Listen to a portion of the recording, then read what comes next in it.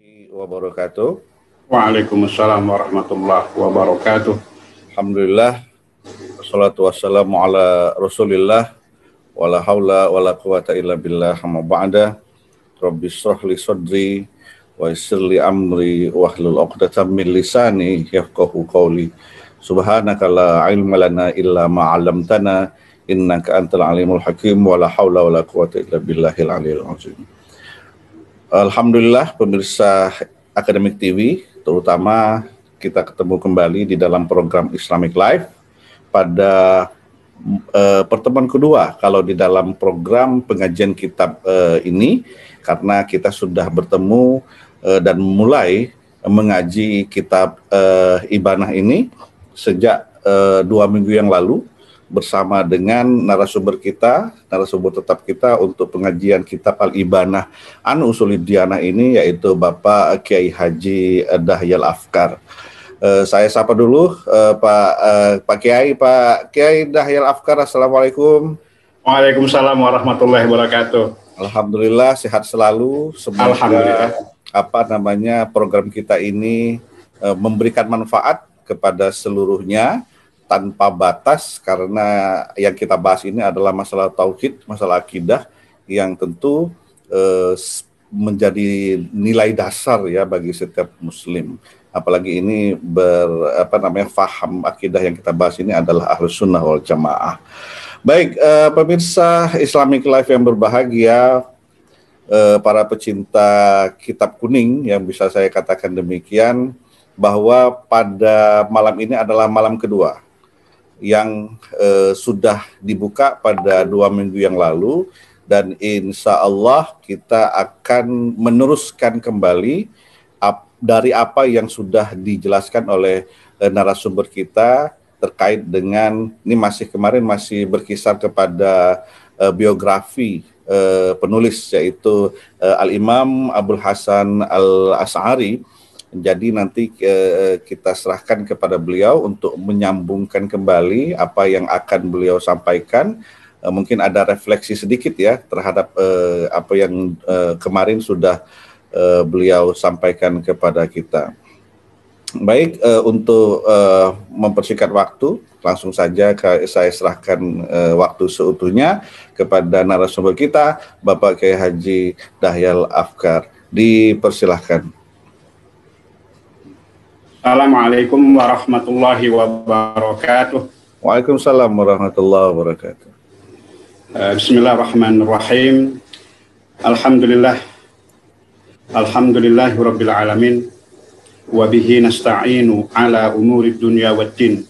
Wassalatu wassalamu ala asrafil anbiya'i wal mursalin. Sayyidina wa habibina wa syafi'ina wa maulana Muhammadin wa ala alihi wa ashabihi ajma'in. Subhanaka la ilma lana illa ma 'allamtana innaka antal alimul hakim. La haula wala quwwata illa billahil aliyyil azim. Rabbi shrah li sadri wa yassir li amri wahlul 'uqdatam min lisani yafqahu qawli. Amma ba'du. Yang saya hormati segenap kru Akademik TV, wa akhussu bidzikri huna Habibi al-Mahbub Dr. Sofyandi. Iya. Karena kita sudah terlalu akrab barangkali ya. Itu manggil saya Kiai, saya jadi merasa aneh. Ya ada panggil seperti di pondok dulu dah seperti. Tapi munasib lah sekarang. Patul. Yang saya hormati Dr. Opi, kemudian admin Bapak Reki ya. Ya. Dan seluruh pemirsa yang insya Allah dirahmati Allah. Jadi alhamdulillah pada pertemuan kedua ini kita masih diberikan satu kenikmatan yang luar biasa dari Allah. Ya, karena menuntut ilmu, thalabul ilmi seperti ini itu satu nikmat yang sangat mahal tentunya, nikmat yang sangat berharga. Alhamdulillah kita masih diberikan kesempatan oleh Allah untuk mengkaji, mempelajari ilmu-ilmu agamanya. Baik, pertemuan yang lalu kita sudah membahas mungkin secara singkat ya, tentang latar belakang, sekelumit latar belakang kehidupan Al-Imam Abul Hasan Al-Asy'ari. Insya Allah pada malam hari ini kita akan lanjutkan lagi tentang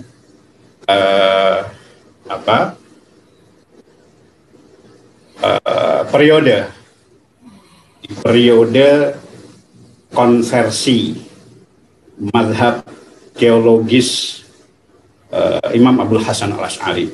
Karena sebagaimana kita tahu, Al-Imam Abul Hasan Al-Asy'ari pernah mengalami satu masa paling kritis dalam kehidupan beliau, dalam kehidupan beragama dan berakidah beliau, ketika beliau menjadi salah satu tokoh Mu'tazilah. Tapi qadarullah, berkat hidayah Allah, beliau kemudian meninggalkan atau mengkonversi keyakinan Mu'taziliyah itu menjadi Ahlus Sunnah wal Jamaah. Kalau dalam referensi atau naskah yang kita jadikan rujukan pada pengajian kita kali ini, disebutkan bahwa Al-Imam Abul Hasan Al-Asy'ari secara teologis itu mengalami dua kali masa atau periode mazhab, periode peralihan mazhab. Yeah. Karena dalam buku ini, dalam kitab ini, periode pertama beliau ya, hanya disebutkan sebagai periode ketika beliau masih kanak-kanak ya. Beliau masih kanak-kanak. Ya. Jadi kalau kita baca saja, jadi dalam kitab ini, dalam kitab Al-Ibanah Al-Usulidiyah yang ditahqiq oleh Dr. Fauqiyah Husain Mahmud ini, di sini disebutkan bahwa Al-Imam Abul Hasan Al-Asy'ari itu mengalami tiga masa atau tiga periode kehidupan. Ya. Periode pertama, periode kanak-kanak. Yeah. Periode kanak-kanak ini kalau oleh para sejarawan yang lain sebagai masih periode Sunni, karena beliau dididik dan dibesarkan dalam lingkungan keagamaan Sunni. Sebagaimana sudah kita singgung kemarin, bahwa ayah beliau sebelum wafat berwasiat menitipkan Abul Hasan Al-Asy'ari kecil kepada seorang ulama hadis Sunni pada zaman itu, yaitu Al-Imam Zakaria bin Yahya As-Saji. Ini guru beliau pertama setelah ayah beliau. Ya. Jadi Imam Zakaria As-Saji ini, atau kadang sering disebut dengan Al-Imam As-Saji, ini adalah seorang muhaddits pada zaman itu. Ya.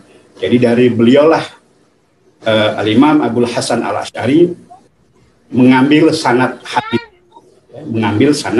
hadis. Ya. Nanti setelah dari Imam Zakaria As-Saji, beliau akan berguru lagi kepada Imam Ad-Dabbi juga dalam bidang hadis. Kemudian dalam fikih beliau ngaji kepada Al-Imam Abu Ishaq Al-Marwazi, seorang faqih dalam mazhab Asy-Syafi'i pada zaman itu. Jadi sebetulnya beliau besar dalam lingkungan Sunni ya. Dalam lingkungan Sunni. Tapi rupanya kehendak Allah berkata lain. Jadi ada faktor yang di luar perkiraan ayah beliau. Ayah beliau wafat, ya. Kemudian sang ibu ternyata menikah lagi dengan Abu Ali Al-Jubai, seorang tokoh ya Mu'tazilah. Iya. Tokoh Mu'tazilah. Ini terjadi ketika Al-Imam Abul Hasan kecil berusia 10 tahun. Jadi sebelum pernikahan itu, Al-Imam Abul Hasan Al-Asy'ari yang masih belia, masih kecil itu sudah ngaji kepada para ulama-ulama Sunni. Tapi karena kemudian sang ibu menikah dengan seorang tokoh Mu'tazilah, maka maka karena setiap hari ketemu, ya, setiap hari mungkin bicara, dialog, akhirnya Al-Imam Abdul Hasan Al-Asy'ari pun kemudian terpengaruh lah, ya, terpengaruh, akhirnya menjadi seorang Mu'tazili selama 30 tahun, ya, selama 30 tahun. Ya. Nah, setelah 30 tahun mendampingi atau menyertai bapak tirinya ini, Allah juga berkehendak mengembalikan beliau kembali kepada madhab akidah Ahlus Sunnah wal Jamaah. Jadi sebetulnya para sejarawan, ya, para ulama klasik itu sepakat bahwa sebetulnya Al-Imam Abdul Hasan Al-Asy'ari ini dalam proses perpindahan akidahnya itu, periodenya itu hanya dua atau tiga kali, ya. Jadi Sunni, kalau kita bilang 3 kali, Sunni ketika kecil, kemudian Mu'tazili ketika mulai dari sang ibu menikah dengan bapak tirinya itu Abu Ali Al-Jubai sampai beliau berusia 40 tahun, kemudian setelah 40 tahun tahwil lagi, mengkonversi lagi madhabnya menjadi madhab Ahlussunnah wal Jamaah. Latar belakang perpindahan madhab dari Mu'tazili menjadi Sunni lagi itu banyak sekali riwayat-riwayat yang menuturkannya. Salah satu diantaranya adalah Al-Imam Abdul Hasan Al-Asy'ari mimpi bertemu Rasulullah Shallallahu Alaihi Wasallam. Ya, mimpi bertemu Rasulullah yang kalau kita kisahkan secara singkat, Rasulullah Shallallahu Alaihi Wasallam dalam mimpi itu menasehati, ya, Al-Imam Abdul Hasan Al-Asy'ari untuk, ya, membela al-mazahib al-marwiyah anni, kata Nabi. Akidah yang diriwayatkan dari aku. Dariku, ya. Ya, dariku, seperti itu. Jadi mimpi ini dialami oleh Al-Imam Abdul Hasan Al-Asy'ari, mimpi bertemu dengan Rasulullah itu dialami oleh Abdul Hasan Al-Asy'ari sebanyak 3 kali. Ya, sebanyak 3 kali pada tahun 300 Hijriah itu, pada bulan Ramadan. Mimpi pertama itu terjadi pada 10 hari terakhir yang pertama. 10 malam pertama yang terakhir, jadi malam ke-10 yang pertama itu bertemu dengan Rasulullah. Dari situ beliau mulai merenung, ya. Pada malam 10 yang kedua, malam ke-20, bermimpi lagi yang sama. Akhirnya pada malam 27 Ramadan pada tahun itu beliau mimpi yang terakhir dan akhirnya menyatakan diri. Setelah itu menyatakan diri, meninggalkan madhab Mu'tazilah dan kembali kepada madhab Ahlussunnah wal Jamaah. Itu riwayat tentang mimpi beliau. Kalau kita bicara riwayat, kalau kita baca riwayatnya panjang, di dalam buku yang kita pegang ini ada dikisahkan lengkap. Terus yang kedua, karena dialog, tanya jawab, diskusi antara Al-Imam Abdul Hasan Al-Asy'ari yang masih muda ketika itu dengan bapak tirinya, di mana bapak tirinya tidak bisa menjawab pertanyaan Al-Imam Abdul Hasan Al-Asy'ari. Ini sudah masyhur ini. Ini dialog tentang prinsip teologis Mu'tazilah tentang as-shalah wal aslah. Tentang as-shalah wal aslah, bahwa Tuhan itu harus melakukan yang baik untuk manusia, seperti itu. Jadi yang buruk-buruk itu tidak mungkin dilakukan oleh Tuhan, seperti itu. Nah, ini jadi ceritanya itu kan dialog tentang 3 orang, ya, tentang anak kecil, ya, tentang kedudukan anak kecil nanti di surga atau di neraka kalau mati, akhirat nanti, kemudian tentang orang mukmin kalau meninggal nanti, dan kedudukan orang dewasa yang kafir, gitu, yang non muslim lah, seperti itu. Nah, Imam Abdul Hasan Al-Asy'ari nanya, ceritanya seperti ini, singkatnya seperti ini. Al-Imam Abdul Hasan Al-Asy'ari nanya, di mana posisi anak kecil nanti di akhirat. Anak kecil ya yang belum taklif meninggal. Nanti posisinya di mana? Ya. Di surga ataukah di neraka? Terus yang kedua, posisi orang mukmin di mana? Yang ketiga, posisi orang kafir itu di mana? Ya. Kata bapak tirinya ya. Yang kecil, anak kecil itu pasti masuk surga. Karena belum berdosa, katanya begitu. Kemudian yang kedua, yang mukmin, yang soleh itu, anak orang mukmin itu, yang masuk surga. Sementara orang kafir masuk neraka. Nah, kemudian ditanya, kenapa yang kecil masuk surga? Gitu. Karena kata Al-Jubai bapaknya, karena nanti Tuhan mengatakan, aku tahu nanti kamu kalau udah besar, ya, kamu akan kafir, maka kamu saya matikan sekarang biar masuk surga. Nah, dijawab lagi oleh Imam Abul Hasan Asy'ari, nanti bagaimana kalau yang kafir protes? Kalau yang kafir protes gimana? Ya kan? Nanti protes, kenapa kamu matikan dia ketika kecil, sementara kamu biarkan aku hidup dan lakukan kekafiran ini? Tidak bisa jawab ya. Dari situ mulai ya mulai gelisah, Imam Abul Hasan Asy'ari mulai gelisah. Jadi banyak riwayat tentang itu. Ya. Itu masyhur. Ya. Lalu kemudian pada tahun 300 Hijriah itulah beliau menyatakan diri kembali kepada mazhab Ahlus Sunnah wal Jamaah. Ini saya rasa cerita ini atau kisah ini, riwayat ini tentang tahwil atau taur, perpindahan atau konversi mazhabnya Imam Abul Hasan Al-Asy'ari ini sudah sangat masyhur. Yeah. Cuman ada satu hal lagi yang mungkin ada baiknya kita luruskan di sini.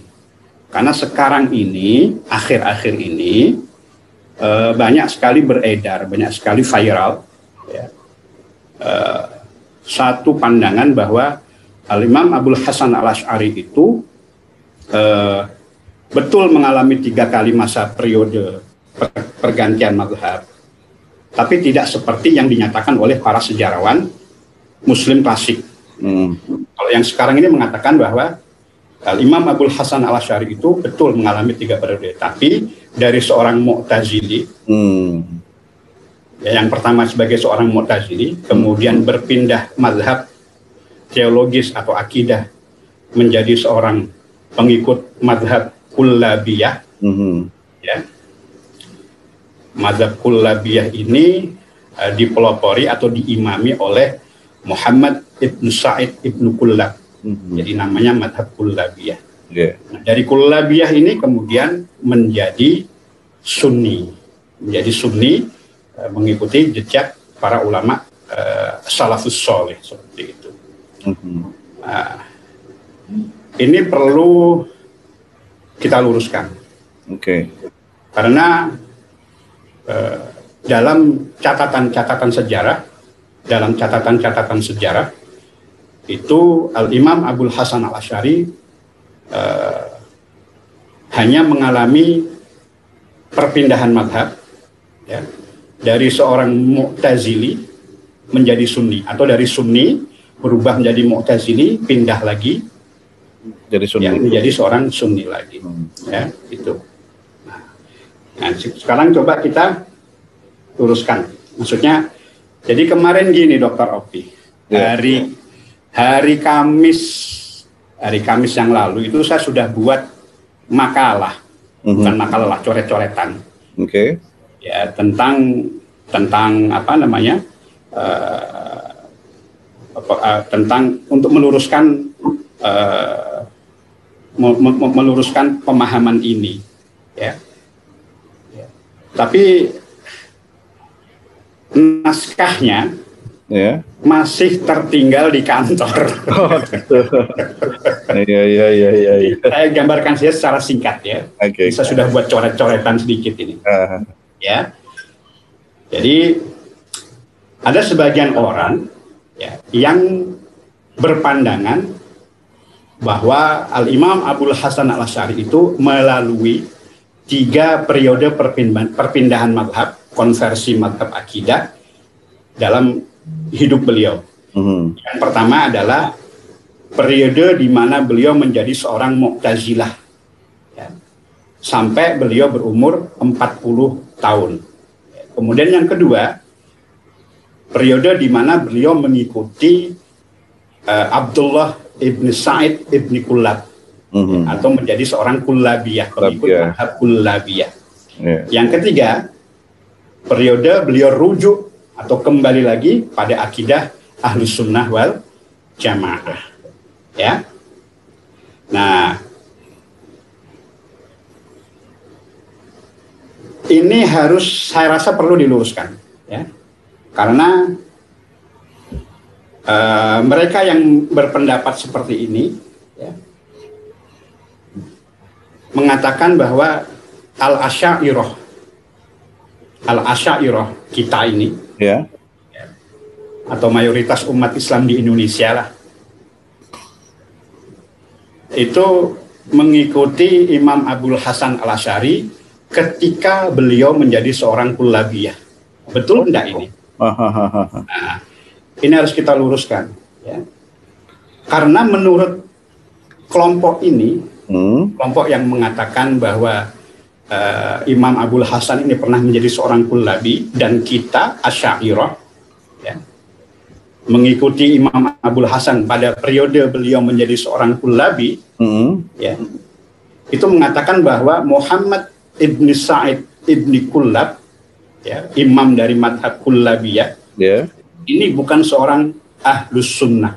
Nah, ini perlu kita luruskan, ya. Nah, untuk itu maka kita coba telusuri satu persatu, ya. Yang pertama, betulkah Imam Abul Hasan Al-Asy'ari itu mengalami 3 kali fase perpindahan akidah, dari seorang Mu'tazilah, kemudian mengikuti madhab kullabiyah, dan akhirnya kembali lagi kepada Ahlus Sunnah wal Jamaah. Yang pertama ini, poin yang pertama ini akan membawa kita kepada pertanyaan lagi. Betulkah Muhammad bin Sa'id ibnu Kullab itu bukan seorang Ahlus Sunnah? Kemudian yang ketiga, apakah kitab Ibanah ini ditulis beliau setelah beliau menjadi seorang kullabiyah? Seperti itu. Nah, tentunya untuk menjawab ini kita akan merujuk pada catatan-catatan sejarah, pada literatur-literatur sejarah akidah yang ditulis oleh para ulama-ulama yang sezaman ataupun yang hidup setelah Al-Imam Abul Hasan Al-Asy'ari, ya. Yang pertama, ya, kita semua tahu bahwa Imam Abul Hasan Al-Asy'ari itu sosok yang sangat populer, ya, sangat terkenal, ya. Ya, melebihi, ya, seperti imam-imam kita yang lain, imam-imam Ahlus Sunnah yang lain, ya. Ya. Tapi betulkah beliau mengalami 3 kali periode perpindahan itu? Nah, kalau kita merujuk kembali kepada referensi-referensi atau literatur klasik tentang Al-Imam Abul Hasan Al-Asy'ari yang menceritakan tentang manaqib atau biografinya Al-Imam Abul Hasan Al-Asy'ari, itu tak ada satupun isyarat, tak ada satupun data yang menjelaskan bahwa Al-Imam Abul Hasan Al-Asy'ari itu mengalami 3 kali periode di mana beliau pernah menjadi seorang Mu'tazili, kemudian kullabi, kemudian baru balik lagi menjadi Ahlus Sunnah wal Jamaah. Karena ini mengesankan bahwa mazhab kullabiyah ini bukan mazhabnya Ahlus Sunnah wal Jamaah. Nanti akan kita jelaskan sebetulnya siapa mazhab kullabiyah ini. Iya. Nah, kalau kita lihat, ya, dalam kitab ini saya ada kitabnya. Nah, dalam kitab Tabyin Kadzibil Muftari ini, kemarin sudah saya jelaskan singkat ya tentang kitab ini yang ditulis oleh Al-Imam Ibnu Asakir, Muhadditsus Syam ya. Ya, ya. Ini dijelaskan ya. Ini sudah saya tulis di sini bahwa dalam halaman 127 dari kitab ini ya, itu dijelaskan, disebutkan bahwa ini teksnya bunyinya seperti ini. Intaqala Syekhu Abul Hasan Ali ibni Ismail al-Ash'ari radhiyallahu anhu min madzahibil Mu'tazilah ila nusrati madzahibi ahli sunnah wal jamaah. Jadi kata Imam Ibnu Asakir mengutip pernyataan Al-Imam Abu Bakar Ibnu Fawraq ya, dalam kitab Tabyin Kadibil Muftari fi manusiba ilal Imam Abil Hasan al-Ash'ari disebutkan intaqala asy-Syaikh Abul Hasan Ali bin Ismail al-Ash'ari, Syekh Abul Hasan Ali bin Ismail al-Ash'ari berpindah min mazahibil Mu'tazilah, dari madhab Mu'tazilah ila nusrati mazahibi ahli sunnah wal jamaah ya, pindah dari madhab Mu'tazilah menuju madhab yang menolong ahli sunnah wal jamaah bil hujajil akliyah, dengan dalil-dalil akli. Oke. Ya. Wa sannafa fi dzalikal kutub, dan beliau pun menulis ya, tentang madhab Ahlus Sunnah wal Jamaah ini, tentang prinsip-prinsip akidah Ahlus Sunnah wal Jamaah ini dalam banyak kitab beliau. Itu ada dalam kitab Tabyin Kadibil Muftari ini dijelaskan. Itu yang pertama. Kemudian dari Ibnu Khalikan. Ibnu Khalikan dalam kitab Wafiyatul A'yan. Ya. Disebutkan, Ibnu Khalikan mengatakan ketika menulis atau menyebutkan biografi Al-Imam Abul Hasan al-Ash'ari, beliau mengatakan bahwa Al-Imam Abul Hasan al-Ash'ari huwa sahibul usuli wal qa'imi binusrati mazhabis sunnah. Adalah sosok ya yang merumuskan prinsip-prinsip akidah dan pembela madhab Ahlus Sunnah. Wa kana Abul Hasan, kata Ibnu Khalikan, wa kana Abul Hasan awalan Mu'tazilian. Dulu pertamanya Abul Hasan al-Ash'ari adalah seorang Mu'tazilah. Summa taba, tapi kemudian bertobat. Minal qauli bil adli wa khalqil Qur'an. Bertobat, menarik diri ya dari pendapat tentang keadilan Tuhan, seperti yang tadi itu, yang kisah anak kecil tadi itu, dan wa khalqil Qur'an, dan pendapat tentang bahwa Al-Quran itu adalah makhluk. Karena kan Mu'tazilah salah satu keyakinan mereka itu bahwa Al-Quran itu adalah makhluk. Al-Quran itu makhluk ya. Nah, jadi kata Ibnu Khalikan, wa kana Abul Hasan awalan Mu'tazilian.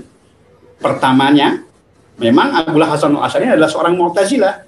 Summa taba minal qauli bil adli wa khalqil Qur'an, tapi kemudian bertobat, menarik diri dari pendapat mereka yang mengatakan yang tentang keadilan Tuhan dan tentang khalqil Qur'an, bahwa Al-Quran adalah makhluk. Fil Masjidil Jami' bil Basrah yaumal Jum'ah.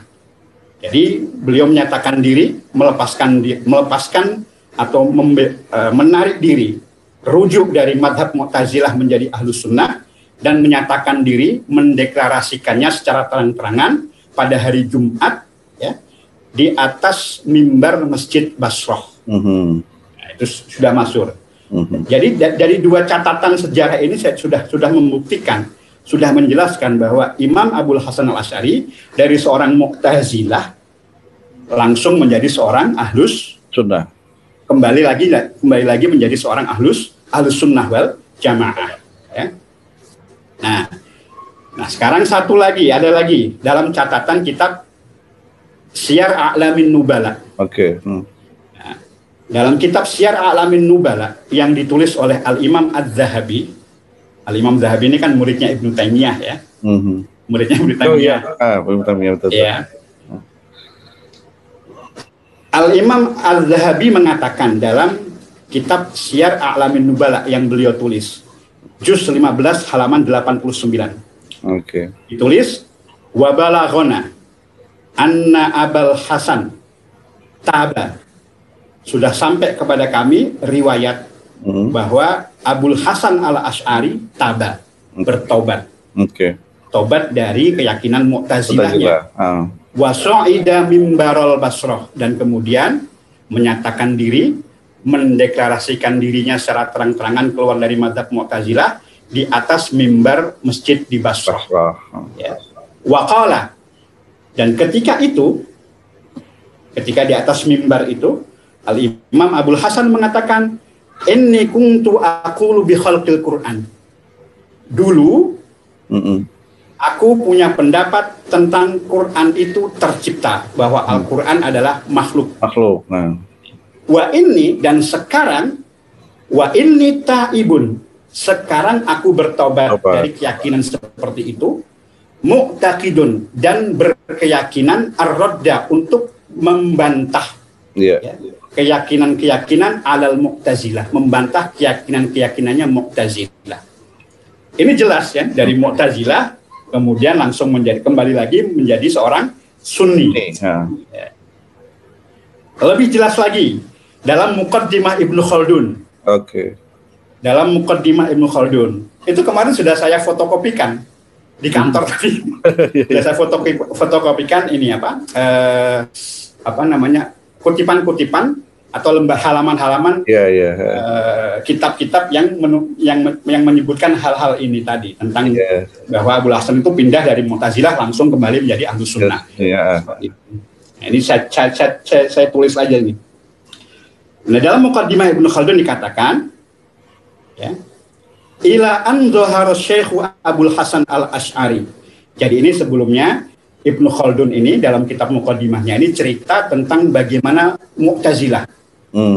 Jadi ketika bagaimana Mu'tazilah ketika itu betul-betul istilahnya menguasai menguasai dialog-dialog atau perdebatan-perdebatan teologis pada zaman itu. Nah, sampai ila an dhahara Syekh Abul Hasan Al-Asy'ari, sampai akhirnya muncullah Syekh Abul Hasan Al-Asy'ari wa nadhara ba'dha masyikhatihim, dan mendebat. Imam Abul Hasan Al-Asy'ari ini muncul kemudian mendebat ba'dha masyikhatihim, guru-guru, ya, pemuka-pemuka Mu'tazilah dalam persoalan as-sholah wal aslah, dalam persoalan sholah yang tadi itu ya, sholah dan aslah, ya. Farafadha tariqatahum, ya. Dan beliau menolak tariqah, cara berakidah yang ditempuh Mu'tazilah, ya. Wa kana ala ra'yi Abdullah bin Sa'id bin Kullab. Ketika itu, ya, Abul Hasan Al-Asy'ari mengikuti pendapat atau metode Abdullah bin Sa'id bin Kullab wa Abil Abbas Al-Qalanisi, dan juga Al-Imam Abul Abbas Al-Qalanisi, wal Harits Al-Muhasibi, dan juga pendapatnya Imam Harits Al-Muhasibi. Nah, min atba'is salaf wa ala tariqatis sunnah. Oke. Jadi kata Ibnu Khaldun, Abdullah bin Sa'ad Ibnu Kullab, pendiri mazhab Kullabiyah, kemudian Abul Abbas Al-Qalanisi, kemudian Al-Imam Harits Al-Muhasibi, itu min atba'is salaf wa ala tariqatis sunnah. Mereka adalah ulama salaf dan mengikuti jalan sunnah. Nah, ini jelas bahwa ternyata Al-Imam Muhammad Ibn Sa'id Ibn Kullab, pendiri mazhab Kullabiyah, itu adalah seorang ahlus sunnah. Pada waktu itu sebelum Asy'ariyah muncul, sudah ada satu madhab teologi ahlus sunnah wal jamaah yang namanya madhab Kullabiyah. Iya. Dan itu ahlus sunnah. Ini dinyatakan, ya itu ahlus sunnah. Ya. Ini menunjukkan bahwa yang pertama, pernyataan Ibnu Khaldun ini menunjukkan bahwa yang pertama, Al-Imam Abul Hasan Al-Asy'ari beralih dari seorang Mu'tazilah menjadi seorang Sunni. Yang kedua, Al-Imam Muhammad bin Sa'ad bin Kullab itu adalah seorang imam mazhab Ahlus Sunnah wal Jamaah dalam bidang akidah. Ya. Nah, seperti itu. Ya. Jadi sebetulnya banyak sekali. Nah, kemudian dari sini muncul lagi pertanyaan, apakah betul kitab Ibanah ini ditulis setelah Al-Imam Abul Hasan Al-Asy'ari berpindah dari mazhab Kullabiyah ya, menjadi seorang Sunni. Ya. Ternyata kalau kita rujuk lagi beberapa kitab ya, seperti At-Tabaqatus Syafi'i Al-Kubra yang ditulis oleh Al-Imam As-Subuki. Jadi ternyata Imam Abul Hasan Al-Asy'ari itu oleh Al-Imam Subuki dimasukkan sebagai ulama Syafi'i, karena beliau ternyata tidak hanya mendalami fikih saja Syafi'i, tidak hanya mendalami akidah saja, ahli akidah, seorang pakar akidah, tapi juga seorang imam dalam bidang fikih Syafi'i. Maka oleh Imam As-Subuki dimasukkan sebagai salah seorang ulama madhab Syafi'i. Ya, dalam tobakotnya silahkan dibuka nanti. Ya. Seperti itu. Jadi intinya ya, bahwa Imam Abul Hasan Al-Asy'ari itu dari seorang Mu'tazilah berpindah menjadi seorang Mu'tazilah. Oke lah, dari seorang Mu'tazilah jadi seorang Ahlus Sunnah wal Jamaah. Nah, oke lah, mari kita taruh lah, misalnya kita menerima bahwa Imam Abul Hasan Al-Asy'ari itu pernah menjadi seorang Kullabiyah. Tapi ternyata Al-Imam Kullabiyah, Al-Imam Muhammad bin Sa'id ibn Kullab itu juga ternyata adalah seorang Ahlus Sunnah wal Jamaah. Tidak seperti yang selama ini dikampanyekan oleh sebagian kelompok bahwa Muhammad ibn Sa'id bin Kullab, pendiri mazhab Kullabiyah, itu bukan seorang imam Ahlus Sunnah wal Jamaah. Ya. Jadi ternyata Imam Ibnu Sa'id, Muhammad bin Sa'id bin Kullab itu ternyata adalah seorang. Nah, di dalam kitab yang saya tadi sebutkan, dalam kitab At-Tabaqat Al-Kubra karya Imam Subuki, dikatakan wa Ibnu Kullab, Ibnu Kullab ala kulli halin, bagaimanapun juga Ibnu Kullab itu min ahli sunnah. Jelas. Min ahli sunnah. Ya. Kemudian dilanjutkan lagi oleh Imam As-Subuki, wa ra'aitu al-imama Dia ad-Din al-Khatib, aku pernah menyaksikan Imam Diyauddin al-Khatib, walidul Imam Fakhruddin Ar-Razi, ayah dari Imam Fakhruddin Ar-Razi. Imam Ar-Razi yang nulis tafsir kabir ya, Mafatihul Ghaib. Qad dzakara, pernah menyebutkan Abdullah ibn Sa'id fi akhir kitabihi, pernah menyebut tentang Abdullah bin Sa'id bin Kullab dalam akhir kitabnya yang berjudul Ghayatul Maram fi Ilmil Kalam, faqala, dengan mengatakan, wa min mutakallimi ahli sunnah fi ayyamil ma'mun Abdullah bin Sa'id At-Tamimi. Salah satu mutakallim, imam mutakallim ahli sunnah pada masa kekhalifahan Al-Ma'mun adalah Abdullah bin Sa'id At-Tamimi ibni Kullab. Ya.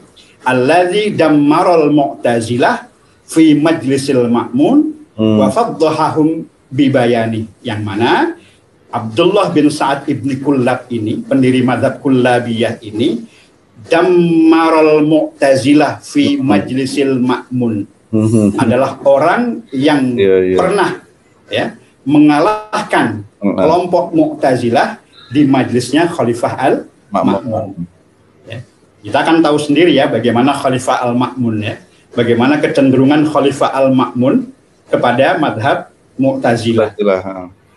kan pada zaman itu juga ya, pada zaman Khalifah Al-Ma'mun juga itu kan terjadi mihnah atau ujian yang ditimpakan kepada imam-imam atau ulama-ulama Ahlus Sunnah, terutama pada Imam Ahmad Ibnu Hanbal. Seperti itu. Jadi ternyata Ibnu Kullab itu adalah imam Ahlus Sunnah yang pernah mengalahkan perdebatan, pernah memenangkan perdebatan teologis melawan kaum Mu'tazilah di hadapan Al-Ma'mun. Jadi ternyata itu catatan sejarah yang ditulis oleh Al-Imam As-Subuki, Tajuddin As-Subuki dalam kitabnya At-Tabaqatus Syafi'iyah Al-Kubra. Ya. Kemudian dalam kitab ini lagi, Tabyin Kadhibil Muftari lagi disebutkan, ya. Qara'tu bi khatti Ali bin Baqa al-Warraq. Kata Ibnu Asakir, aku pernah membaca tulisan Ali bin Baqa al-Warraq, al-Muhaddis al-Masri. Ya. Seorang muhaddis dari Mesir, ya, pernah membaca tulisan Risalatan kataba biha Abu Muhammad Abdullah bin Abi Zaid al-Qayrawani al-Faqih al-Maliki. Pernah membaca surat yang ada di tangan Ali bin Baqa dari Abu Muhammad Abdullah bin Abi Zaid al-Qayrawani al-Faqih al-Maliki. Dari Imam Abdullah bin Abi Zaid al-Qayrawani, seorang faqih bermadzhab Maliki, di mana Imam Abdullah bin Abi Zaid pada waktu itu muqaddama ashabi Malik rahimahullah bil maghrib fi zamanihi, di mana ketika itu Imam Muhammad Abdullah bin Abi Zaid ini adalah pemuka madhab Maliki di Maroko pada saat itu. Ya, jadi menulis surat kepada Ali bin Ahmad bin Ismail al-Baghdadi al-Mu'tazili. Pernah menulis surat kepada orang yang namanya Ali bin Ahmad bin Ismail al-Baghdadi al-Mu'tazili, ya, sebagai jawaban atas surat yang ditulis oleh Ali bin Ahmad al-Mu'tazili tadi kepada para pemuka madhab Malikiyah di Qairawan pada waktu itu. Apa kata Imam Muhammad bin Zaid? Wa nasabta ibna Kullab ilal bid'ah. Kau, ya, menisbahkan Imam Ibnu Kullab kepada bid'ah. Summa lam tahki anhu qawlan yu'rafu annahu bid'atun fayusamu bihadal ismi. Tapi bersamaan dengan itu, kau tak menyebutkan satu pendapat pun dari Ibnu Kullab yang bisa menunjukkan bahwa pendapat itu adalah bid'ah. Ya. Jadi gini, kau menuduh Ibnu Kullab sebagai pelaku bid'ah, tapi kau tidak bisa membuktikan hal itu. Wa ma alimna man nusiba ila Ibnu Kullab al bid'ah. Ya. Wa ma alimna man nasaba ila Ibnu Kullab al bid'ah. Dan kami, ya, kata Imam Muhammad bin Abi Zaid, pemuka mazhab Maliki, mengatakan, dan kami tidak mendapati satu orang pun yang pernah membid'ahkan Ibnu Kullab. Walladzi balaghona, bahkan yang sampai kepada kami, annahu yataqalladus sunnah. Ibnu Kullab itu yataqalladus sunnah, adalah seorang pembela atau orang yang memegang teguh sunnah. Wa tawalla ar-radda 'alal Jahmiyah, dan selalu melakukan bantahan kepada mazhab Jahmiyah. Mazhab Jahmiyah itu kan mazhabnya Jaham bin Sofwan, ya, cikal bakalnya Mu'tazilah. Ya, dari Jahmiyah muncul Qadariyah, kemudian muncul Mu'tazilah. Itu sama itu sebetulnya. Jadi cuma hanya reinkarnasi saja. Adik kakak lah ya. Ya. Jadi ternyata Ibnu Kullab itu pada zaman itu adalah seorang imam Ahlus Sunnah.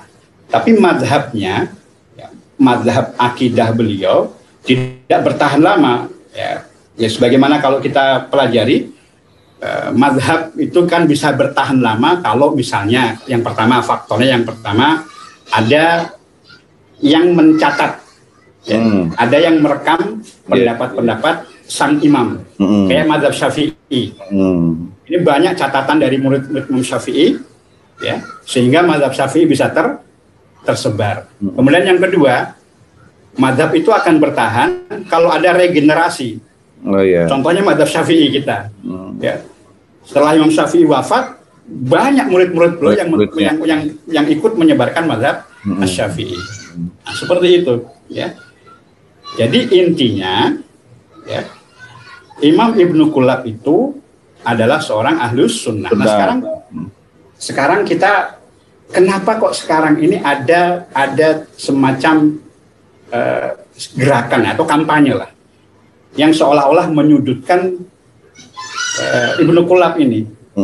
Ya. Ternyata ada sejarahnya. Ada sejarahnya.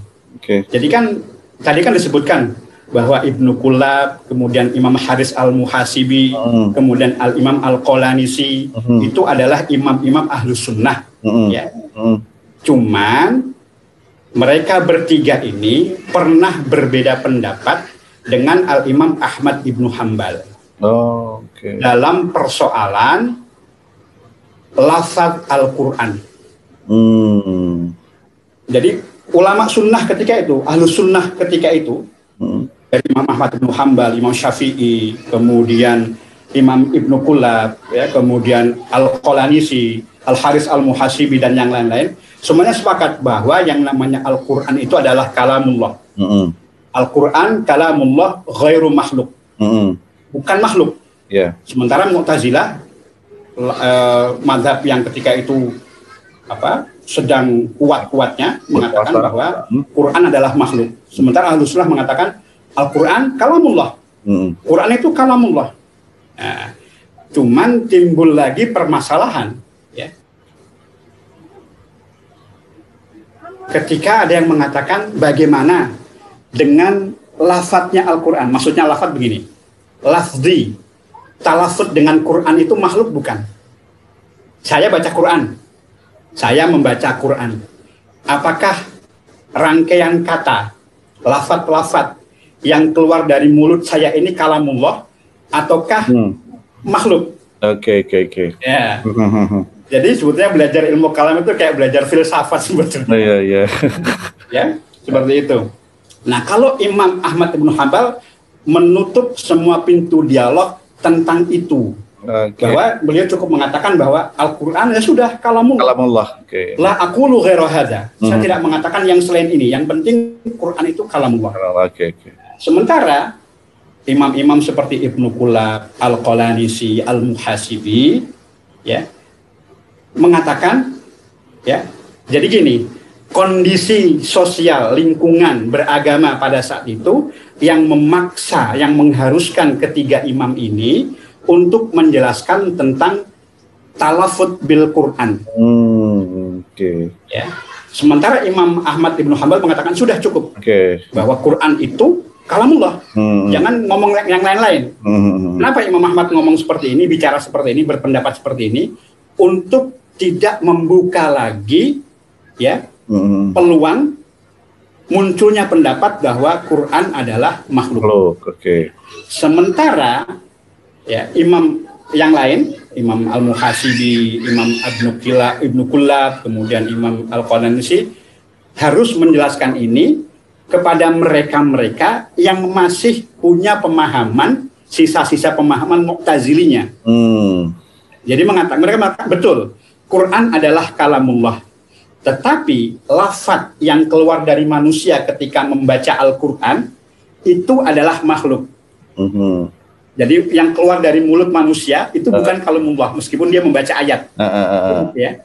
Tapi adalah makhluk karena keluar dari seorang makhluk. Nah, seperti itu. Imam Ahmad nggak mau seperti ini, ya sudah. Nah, dari sini rupanya timbul kesalahpahaman lagi, ya. Terutama oleh para pengikut Imam Ahmad Ibnu Hanbal, dari kelompok Al-Hanabilah. Ya sudah, nggak usah ngomong lagi seperti itu, ya, seperti itu. Jadi sampai sekarang ini pun rupanya masih jadi harus ditelusuri jauh sekali. Asal usulnya di situ ya? Iya, telusuri jauh sekali, ya. Seperti itu. Nah, artinya bahwa Imam Abul Hasan Al-Asy'ari itu memang betul ya mengikuti kullabiyah, tapi kullabiyah memang pada saat itu memang adalah mazhab Ahlussunnah wal Jamaah. Ya, sebelum Imam Abul Hasan Al-Asy'ari atau memformulasikan satu mazhab Ahlussunnah sendiri yang kemudian dikenal dengan nama mazhab Al-Asy'ariyah. Seperti itu. Ya, itu mungkin seperti saja gambaran singkatnya. Ya, nanti mungkin pertemuan yang akan datang kita sudah mulai masuk saja ke isi dari kitab Al-Ibanah an Usulid Ad-Diyanah, seperti itu. Itu saja dokter. Nanti kita lanjutkan saja dengan ngobrol saja barangkali, biar tidak terlalu membosankan. Baik.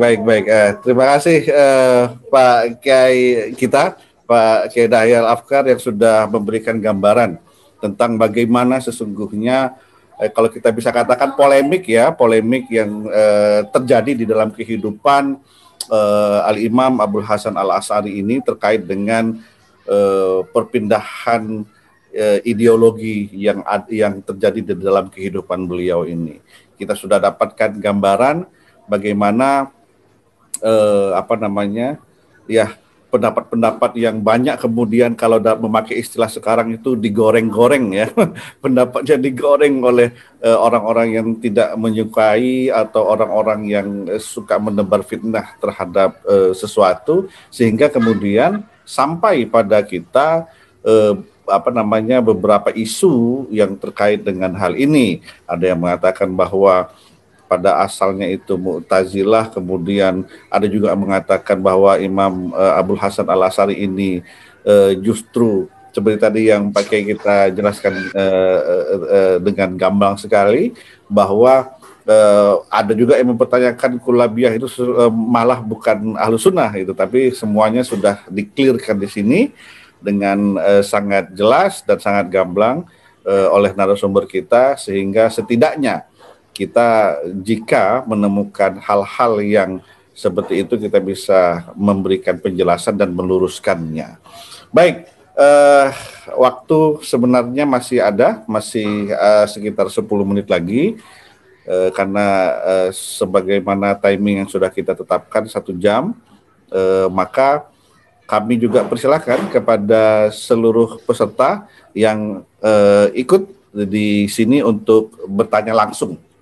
Jika ada pertanyaan-pertanyaan terkait dengan pembahasan kita pada malam hari ini, ada beberapa peserta, silakan di unmute saja mic-nya jika ingin bertanya dan sebutkan namanya, dan insya Allah akan kami langsung berikan pertanyaan tersebut dan arahkan kepada narasumber kita dan langsung untuk dijawab oleh narasumber kita. Baik.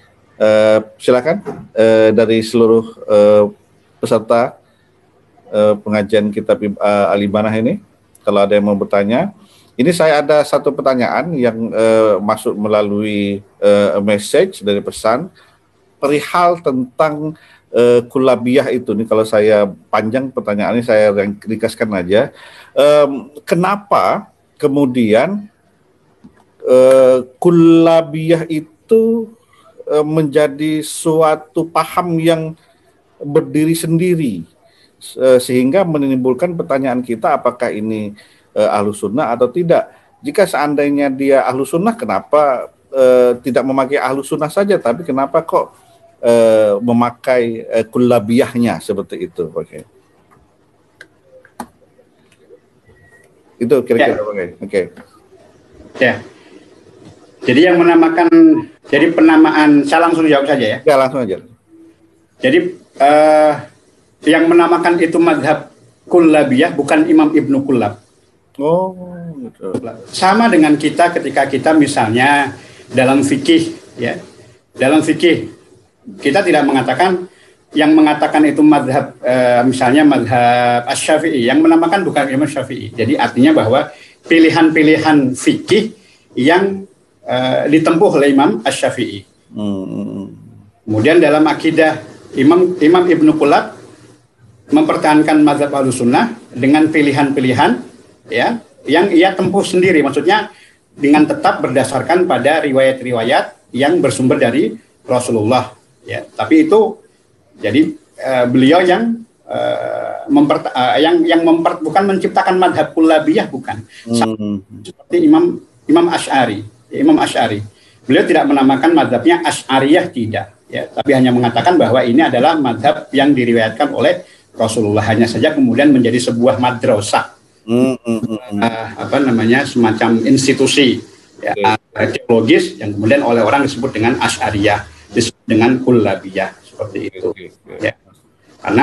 Karena berdasarkan kalau kita lihat dari catatan-catatan sejarah tadi yang kita kutipkan tadi, itu para sejarawan, para ulama-ulama itu tidak mengatakan madhab kullabiyah, tapi tetap mengatakan Muhammad bin Sa'id wa Ibnu Kullab, tidak pernah mengatakan al-kullabiyah.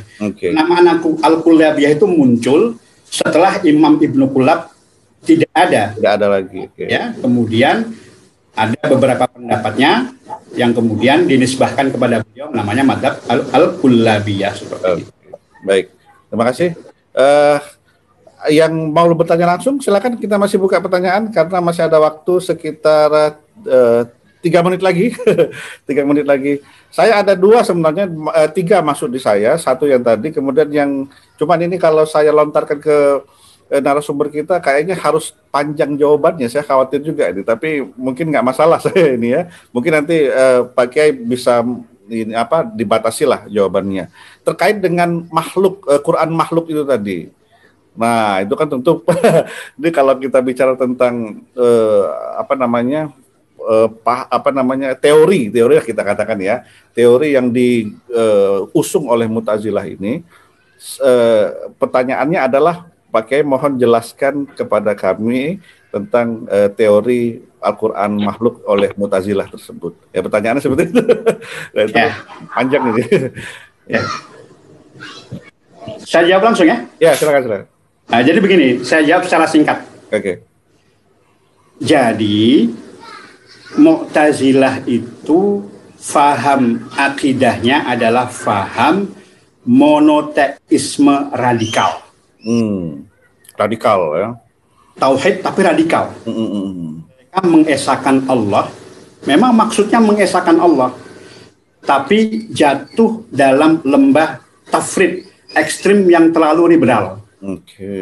Sehingga salah satunya akibatnya adalah mereka berpendapat bahwa Al-Quran adalah makhluk.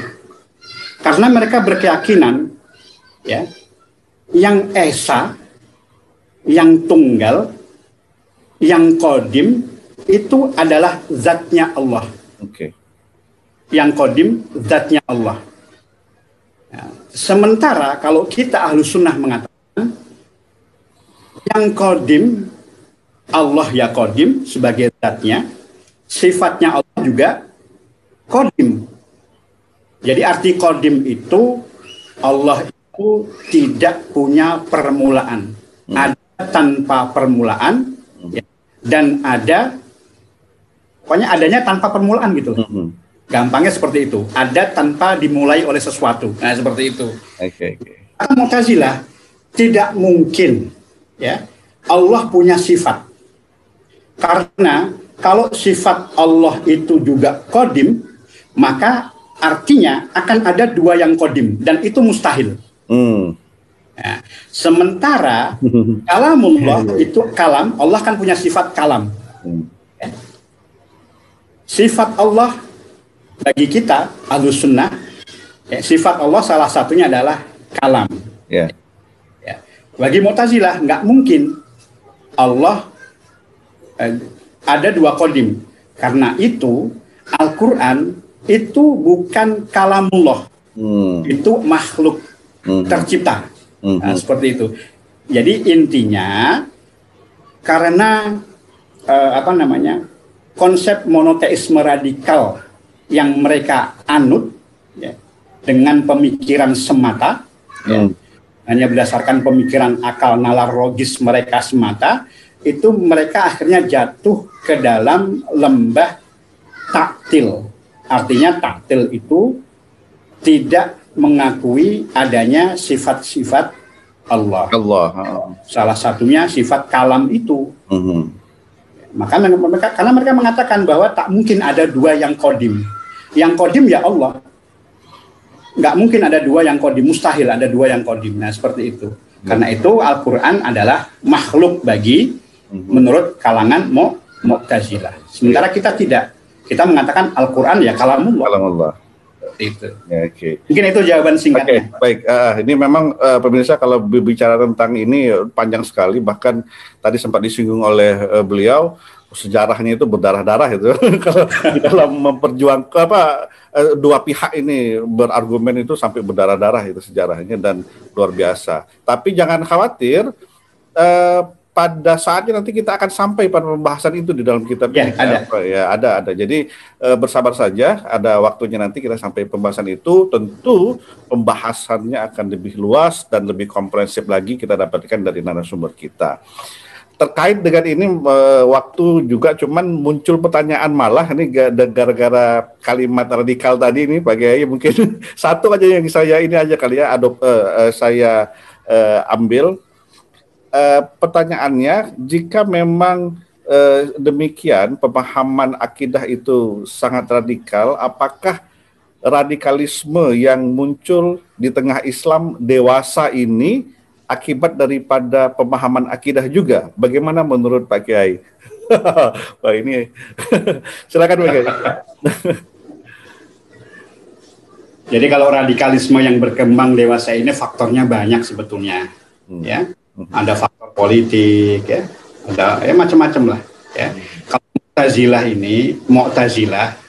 Mu'tazilah ini kaitannya dengan keyakinan atau akidah, bahwa keyakinan mereka bahwa monoteisme yang mereka akui, yang mereka yakini sangat radikal, sangat liberal, sangat radikal lah pokoknya.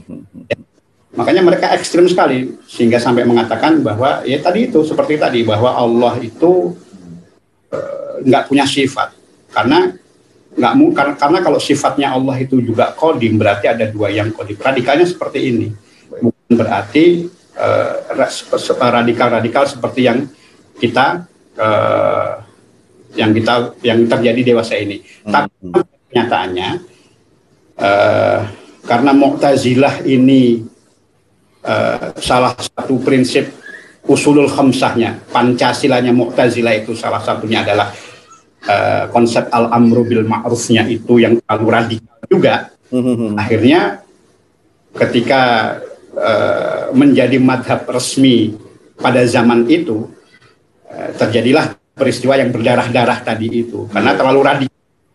Nah, sementara kalau radikal yang terjadi dewasa ini, radikalisme itu sebetulnya faktornya banyak, ya. Selain pemahaman keagamaan yang terlalu rigid barangkali, pengaruh oleh faktor sosial, faktor politik, dan faktor ekonomi. Itu jawaban singkatnya saja. Mungkin Dr. Opi nanti lebih lagi. Itu gambaran umumnya seperti itu. Kalau dalam kaitannya dengan Mu'tazilah, memang keyakinan akidah mereka ekstrim radikal. Monoteismenya radikal. Radikal. Ya. Seperti itu. Sangat ya seperti itu. Jadi sampai mengatakan kalau bahasa kitanya tafrid ya, terlalu ekstrim sekali. Sampai meniadakan sifat Allah seperti itu. Baik, terima kasih. Ini muncul lagi pertanyaan, ini semakin kalau udah begini muncul pertanyaan terus ini. Ada lagi yang terkait dengan khilafah dan sebagainya. Saya kira kita tutup aja. Mohon maaf kepada seluruh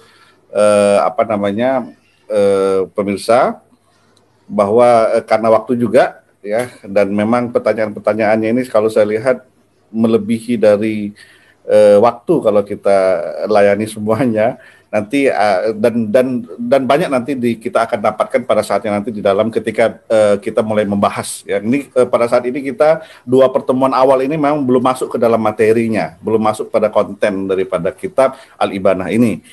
Insya Allah minggu depan kita sudah mulai masuk. Nah, di situ nanti hal-hal yang terkait dengan pertanyaan-pertanyaan ini insya Allah akan terjawab dengan sendirinya. Saya kira demikian untuk minggu ini. Kita berharap terus diberikan kesempatan oleh Allah dan diberikan kesehatan oleh Allah untuk bertemu pada 2 minggu yang akan datang. Jadi nanti akan kami sharekan kembali link Zoom dan passcode-nya untuk bisa akses ke dalam acara, dan juga kepada teman-teman seperti yang banyak melalui WA, silahkan WA juga akan kami buka untuk menampung pertanyaan-pertanyaan. Sekali lagi kita kepada narasumber, terima kasih atas waktu yang telah diberikan. Banyak sekali ilmu pengetahuan yang kita bisa dapatkan dari beliau, dan insya Allah saya yakin dan percaya ketika kita sudah masuk nanti ke dalam konten daripada kitab ini, banyak hal yang akan beliau berikan kepada kita sebagai bekal untuk kita memahami dan percaya kepada Allah, sifat-sifat Allah dan sebagainya, sehingga kita menjadi muslim yang betul-betul berada pada paham Ahlus Sunnah wal Jamaah. Demikian dari saya, terima kasih kepada narasumber. Semoga bisa terus sehat dan memberikan aktivitas yang bermanfaat kepada agama, nusa dan bangsa.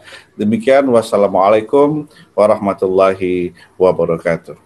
Waalaikumsalam warahmatullahi wabarakatuh.